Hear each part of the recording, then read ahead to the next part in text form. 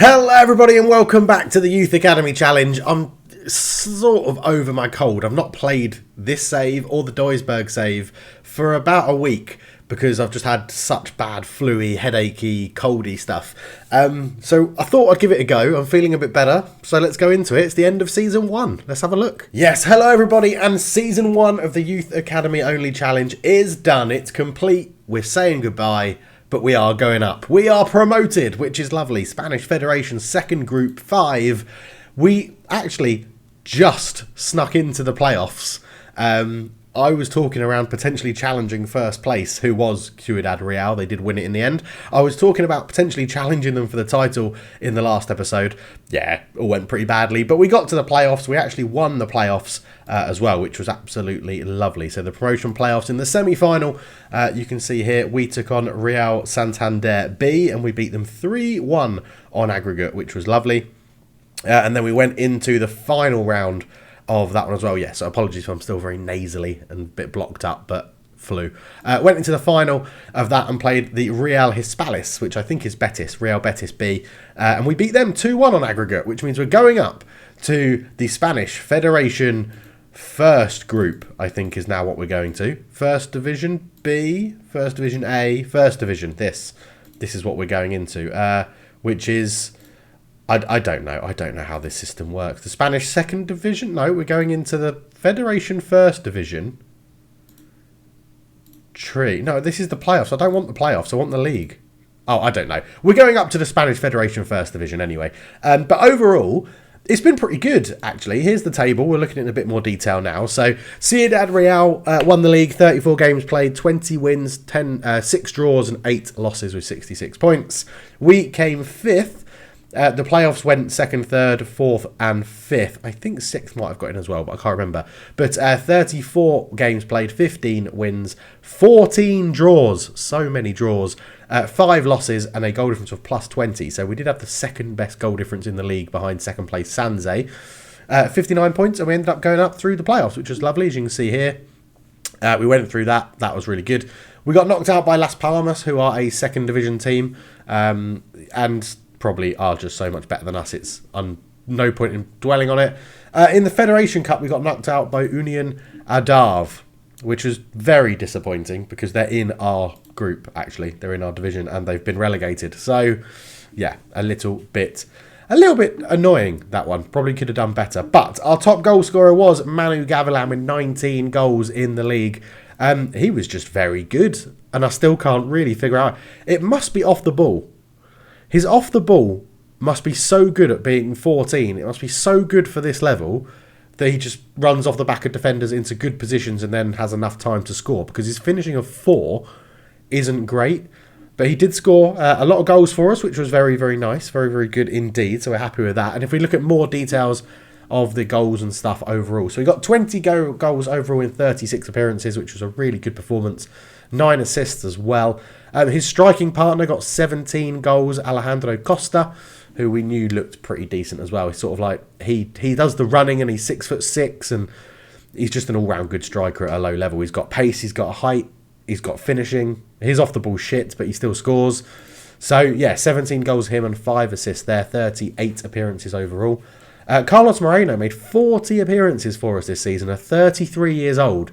40 appearances, 7 goals and 2 assists for him from centre-back, which was very, very impressive. Actually, again, 6 foot would have been up there for a few corners, but did get a handful of goals in there as well. We've got a couple more on 5 as well. Constantino, which is an amazing name for a player. We've got our new faces in the game as well. So the new gens and the regens, whatever you want to call them, have got generated faces in the game, which is now looking much, much better. Rodri is in here as well. So he's not done too bad. 5 goals this season. Our best average rating player for the season was Manu Gavilan, followed by his strike partner Costa, and wrapping out the top 3 was Rodri, which is really, really good. And in other bits of good news, players decided to sign new contracts. So Charlie, we know, is leaving the club. He's joining UMS Leom. Mario Gomez is still keeping his options open. He's 32 years old, played 38 games for us and did okay. But I think he's quite replaceable, so I'm not too fussed about giving him another contract. But other than that, Everyone has at least another year on their contract, which is great. So it has been a really, really good season. I'm very excited to take this team up a division, see what we can do going into the next season, and really crack on with this save as well. Now, we didn't really bring through any of the new youngsters that came through. None of them really got straight into the team with the performance. By the way, these faces look absolutely amazing. They do really good. If you want to know which face pack I use, join the Discord. I'll link everything in there, and videos about how to install it all as well. It'll all be in the Discord.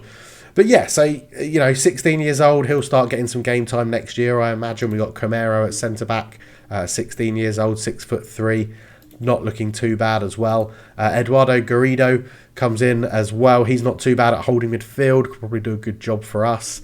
Love his beard, really good beard. And yeah, so a few 16-year-olds coming through. In terms of what we've done with Patreon names and things like that, I wasn't too impressed. Like, some of the players we got, we went through them in the last episode. Some of the players that we got in through the Youth Academy were okay, but I don't think there was enough to spread out between the Patreons and the Discord member, the Patreons and the channel members, to give enough talent around. So Matthew Bissett got the player who was absolutely elite, which I think was Angelo Costa, something like that. Antonio Carlos, close enough. Antonio Carlos, you've got to remember I've got a foggy brain at the moment. So yeah, Matthew Bissett is in the game, but we're going to be spreading the patrons and the channel members out through the seasons. They're not all just going to be put in season 1 and then renamed and gone through that. We're going to be spreading it out so that they get an intake and stuff like that. So if you want your name in the game, all you have to do is sign up to become a channel member to YouTube, or go over to the Patreon. All the links are in the description, and sign up for the tier you want, and then that gets you the tier of regen or new gen in the game. So Matthew Bissett probably won't be too far off a starting place, and we'll have to see how that goes. But yeah, very excited. I've got all of this training stuff to set up for the under-19s. The B team doesn't have anyone in it at the moment because we don't have enough players. But yeah, and we've got to do it, and it's gone really well. I mean, the system we played all season was the 3-3-2-2. I need to rename it. I don't like the names. I'm crap at giving exciting names to my systems. Like, you see all the tactic videos on here that I'm never going to do. I don't do tactic videos, but you see tactic videos on YouTube and stuff, and it's like Thanos 3-5-2 killer or something. I was like, what should we name it? That's the question for the day. What do we name this formation in a 3-3-2-2 with, let's be honest, very attacking fullbacks and attacking central midfielders? Give me a cracking name for it in the comments. That's what we want for this one. But yeah, it's been a very good system. Very, very good system. We had, excuse me as I have to just swallow some saliva there. Gavilan was playing as the advanced forward, and we had Costa playing as the target forward, purely because of Costa's height, being 6'6". So yeah, it got a lot of goals for the advanced forward, which was good. As we said, his off the ball was really good. I think that's what got him out of a bit of trouble this year and put him into good places. Maybe he can do the same next year, because 14 is still a very, very good attribute at this level and the level above. And yeah, we'll have to see how it goes. But it was a good system, a very good system. It worked very well. Finances-wise, we do end £1.7 million in debt, which is a little bit of a concern. But I'm not too fussed, because we are going to go up a division. We will get slightly more money. And I honestly don't think we're too far away from getting, I don't think we're that far away from being good enough to get into the Spanish second division, La Liga 2, which when you get to there, you start getting some good sponsorship money. And that's where your finances sort of adjust and get to a good balancing point. It's not like Belgium, where everything's screwed and everyone's going to be ruined. This is just generally about lower league football in Spain, and that's why there's a big turnover of players. But once you get to La Liga 2, you're in a generally a good position. So we should be all right. But as you can see, player stats, Gavilan was third in the goal scoring ranks, or joint second, with 19. We didn't have anyone in the average rating or the assists, which is a little bit disappointing, according that we got promoted, but it is what it is. Player of the match, Alejandro Costa was up there with 7. Really, really good. He was the first in that list.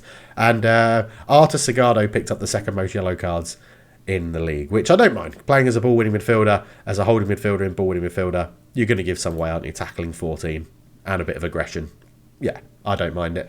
But yeah, all in all, a very good season. I'm very happy. We move on to season 2, where we are going to be going up into the second, or the Spanish Federation first group. I'm just trying to remember how to get there. I know how we can get there. If we go to rules and click on this, promoted to the Spanish Federation 1, and then go Why can't I see the league? I just want to see the league. I want to see what happened in the league. Competition review? No, I can't find it. Anyway, we'll leave it there. Thank you so much for watching. I will catch you in the next one. Leave your comments down below. I'll see you soon. Cheers.